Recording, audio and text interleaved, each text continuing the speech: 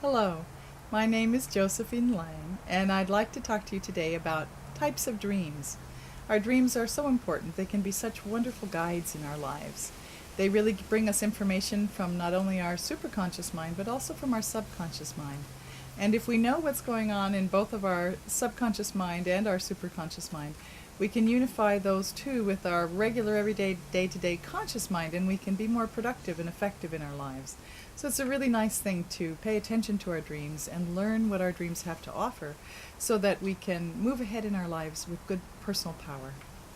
So the probably one of the first dreams that is good to know about is an environmental dream, which is just like a clearinghouse dream. I remember I used to work in a library, and I would sometimes dream about the processing of the books and the lines of people. Sometimes also we'll have something happening like a drip from a gutter outside the window, and or the rain, and we'll be dreaming about water flowing or water dripping. And so we can have these environmental dreams that occur. Then perhaps the most important dreams are our teaching dreams, and these are the dreams that we receive usually first thing in the morning before we wake up. And those dreams are the ones that sort of let us know about those deeper parts of our psyche. They're very important, wonderful dreams to pay attention to.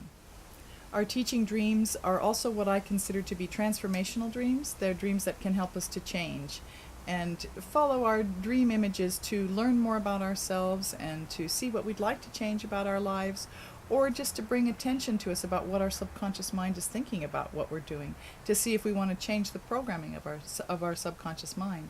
Another type of transformational dream is the lucid dream. And in this dream, we actually allow our brains to take a little bit of consciousness for that dream state and come to a slightly waking state while we're dreaming. And then we go ahead and move with the energy to slightly alter it a little bit in a way that we'd like to see the action go.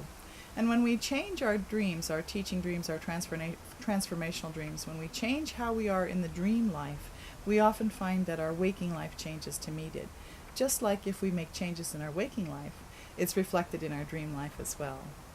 Another type of dream is the frightening dream. These dreams are probably the ones that get most people's attention. These can be nightmares or disaster dreams.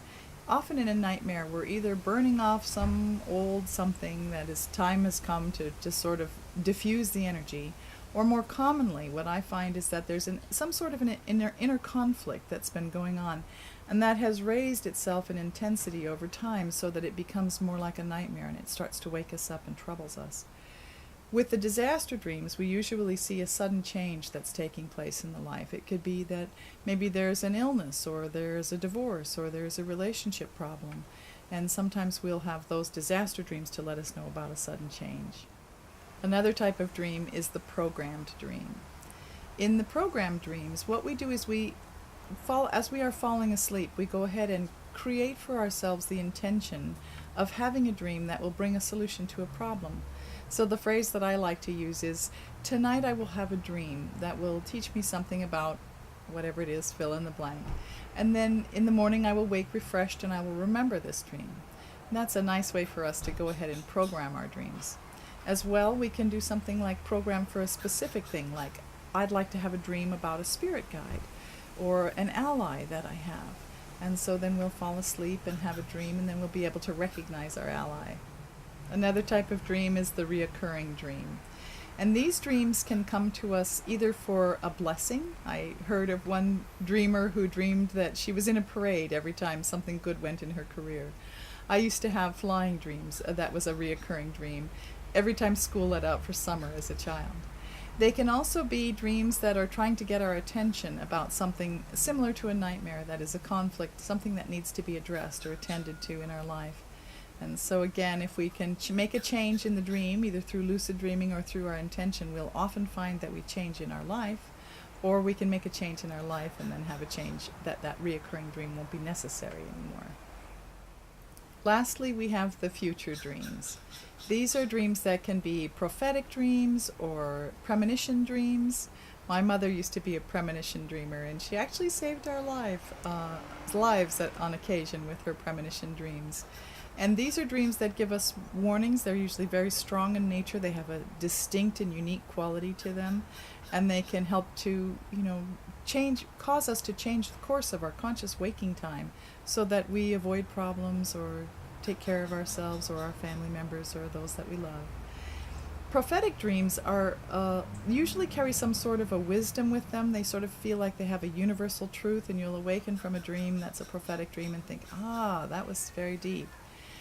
Then also there is the shamanistic dream, which is like a vision quest where someone may take themselves apart from their community and go into a dream state to try to find out what might be of significance for the group or for the whole.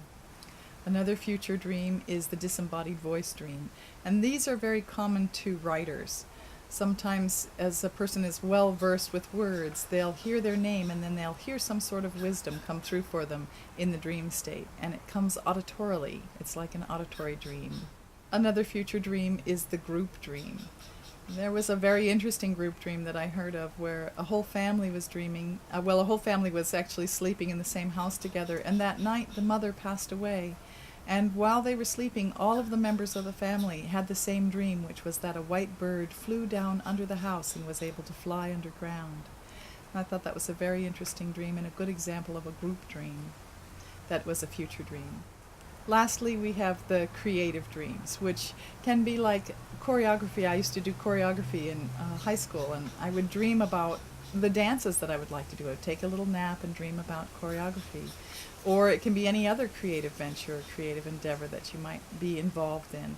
And so we can go into the dream state and ask for creative ideas. This is something that Thomas Jefferson used to do. He used to take about 17 naps a day, and he would sit down in his big chair with his heavy set of keys in his hands, and after working on a problem that he was having a tough time with, he'd go ahead and sit down and take a little nap. And as soon as those keys fell to the ground, he'd wake himself up, and then he'd have usually the idea that would help him to move ahead with his inventions for the next solution. So I hope that you've enjoyed this little talk on our dreams and the different types of dreams that we have. And please do tune into my radio show. It's called Step Into Magic. It's online and it's every week. And you can get to it from my website. And there I like to talk about our psychic ability, which is why I mentioned dreams today, because it really helps us to develop our psychic ability, as well as our spirituality and finding our own true purpose. So thank you very much for listening. Bye now.